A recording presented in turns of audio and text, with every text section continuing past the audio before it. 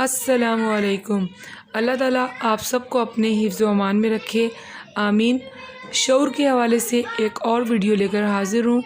ये सब बातें मेरी अपनी लिखी हुई हैं। अब तक ज़िंदगी में जो सीखा वो आपसे शेयर करने जा रही हूँ। वीडियो देखने से पहले एक बार मेरे साथ दुरूद पाक पढ़ लीजिए। बिस्मिल्लाहिर्रहमानिर्रहीम।